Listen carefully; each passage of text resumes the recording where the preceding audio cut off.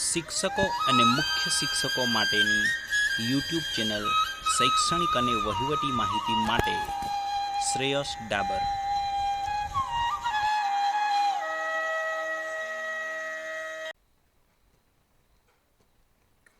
નમસ્કાર મિત્રો, 2024-25નું જાત આકારણી પત્રક ભરવા માટેનો આ વિડીયો આપણે બનાવી રહ્યા છીએ. એમાં શું જોડે લઈને બેસવું, તો ઓનલાઈન જાત આકારણી પત્રક ભરતા સમયે જો જૂના સ્લેબ મુજબ ભરવા માંગતા હોય તો તમામ બચતો, બેંક વ્યાજ, એરિયસ વગેરે સાથે રાખવાનું છે. નવા સ્લેબમાં કોઈ પણ પ્રકારની બચતો બાદ મળતી નથી, તેથી ત્રણેય ફોર્મેટ ચકાસી લેવા. જે હાલ નવું આવ્યું છે એમાં 75,000 સુધીનો રિબેટ મળે છે. તો ત્રણને ચકાસી આપણે આ વિડીયોની અંદર, અને તમારે કયું તમને યોગ્ય છે એસએસએ પોર્ટલ પર પોતાનું લોગિન આઈડીથી લોગિન કરી અને પગારની વિગતોમાં જઈ અને જાત આકારણી પત્રક ભરવાનું છે. તો આપણે વિડીયો સ્ટાર્ટ કરીએ.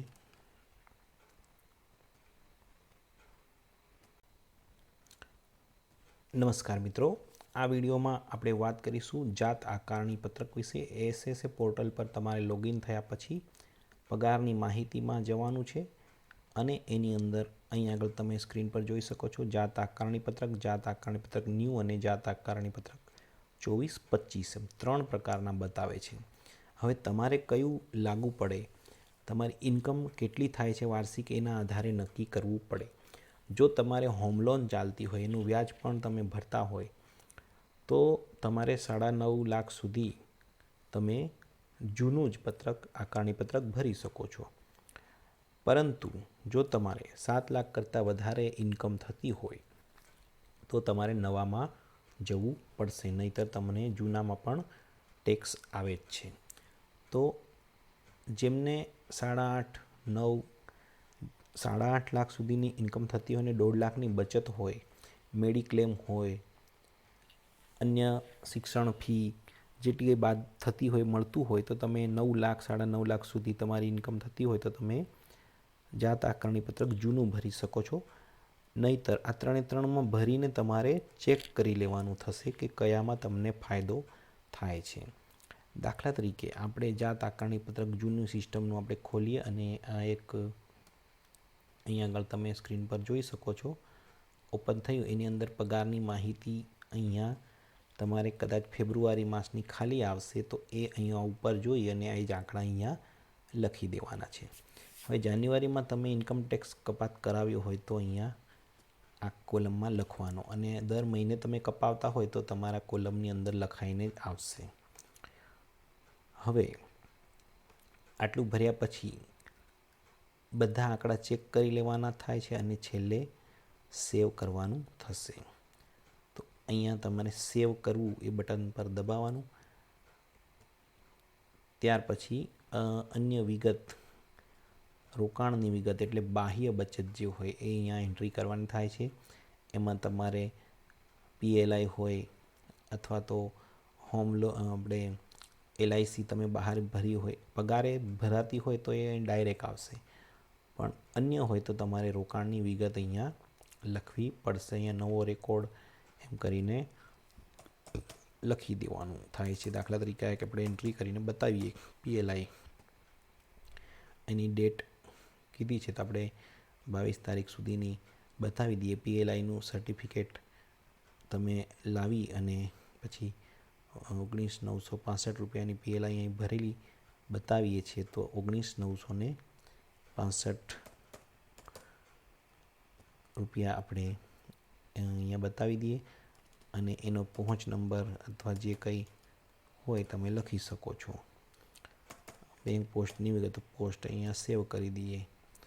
આ એક પ્રકારનો રેકોર્ડ સેવ થઈ ગયો. હવે એ તમને જે તે જગ્યાએ બતાવશે.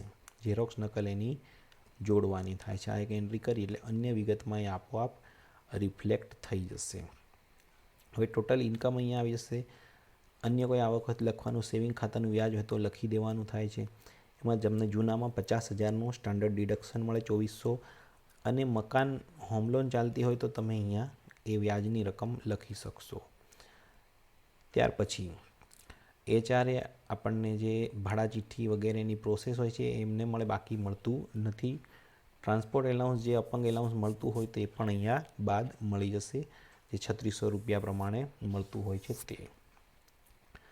ત્યાર પછી જીપીએફ સીપીએફની અહીંયા આગળ ટોટલ રકમ જે ભરી હશે તે બતાવશે, પણ અહીંયા આપણે જે એકાઉન્ટ બતાવી રહ્યા છીએ એની અંદર આપણે જે પેલું અન્ય રોકાણમાં બતાવ્યું એ પીએલઆઈ અહીંયા આગળ બતાવે છે 19,965 રૂપિયા. આ મેન્યુઅલી નાખેલું એટલે 0 એને કરી દઈએ તો આ અન્ય રોકાણમાં અહીંયા ડાયરેક્ટ રિફ્લેક્ટ થઈ ગયું.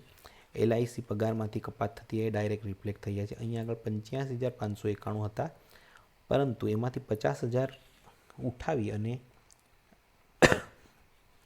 અહીંયા આગળ 80 CCD 1Bમાં મૂકી દીધા છે, કારણ કે એના સિવાય પણ અન્ય બચતો હોવાથી 1.5 લાખની મર્યાદા અહીંયા ક્લીન થઈ જતી હતી. ત્યાર પછી મેડિક્લેમ છે તો અહીંયા લખી દીધું છે. અન્ય આ જે બતાવ્યા છે એમાંથી જે કંઈ હોય તો તમે લખી શકો અને એ રીતે ટોટલ બચતોની એન્ટ્રી કર્યા બાદ 5 લાખ કરતાં જો નીચે કરપાત્ર આવક જાય તો તમે ઇન્કમટેક્સમાંથી બચી શકો છો. એટલે 12,470 આવ્યા, પણ 12,500 રૂપિયાનો રિબેટ મળતો હોય અહીંયા ઇન્કમટેક્સ 0 થઈ જાય છે. સેવ કરી લો. એટલે આ કેસની અંદર ટેક્સ આવતો નથી, પણ દાખલા તરીકે આની અંદર આપણે ટેક્સ આવતો હોય એવું આપણે બતાવતા હોઈએ તો અન્ય કોઈ તમને રકમ મળી હોય તો તમે લખી શકો છો. અહીંયા આગળ દાખલા તરીકે કોઈક એરિયસ મળ્યું એમ બતાવીને ટેક્સ આવી જતો હોય તો એવું પણ આપણે ઉદાહરણ લઈને બતાવીએ. તો આ અન્ય વિગતમાં હવે આપણે જોઈશું તો એ રિફ્લેક્ટ થઈ જશે.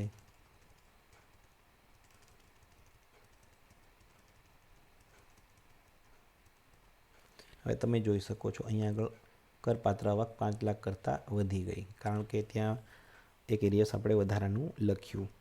તો હવે 12,500નો જે રિબેટ એ પણ મળવાપાત્ર થતો નથી, કારણ કે 5 લાખ કરતાં એની ઇન્કમ કરપાત્ર આવક વધી ગઈ એટલે એની ગણતરી શરૂ થઈ ગઈ અને આ રીતે 17,000નો ટેક્સ આવે છે. તો હવે એને 17,497 449 આવ્યો એટલે સેવ નથી કરવાનો, પરંતુ 17,449 ટેક્સ આવ્યો એમ આપણને ખ્યાલ આવી ગયો એટલે આપણે એને અહીંયા આવકમાં જે પહેલું ખાનું છે એમાં જઈ અને અંતે ઇન્કમ ટેક્સની અંદર જાન્યુઆરી અને ફેબ્રુઆરી 2 મહિનામાં તમે ટુકડા કરીને ભરવા હોય તો અહીં લખવા, અથવા તો ફેબ્રુઆરીમાં જ તમારે 17,000 અને જે કંઈ આંકડો હતો એ આપણે અહીંયા જ લખી લેવાનો.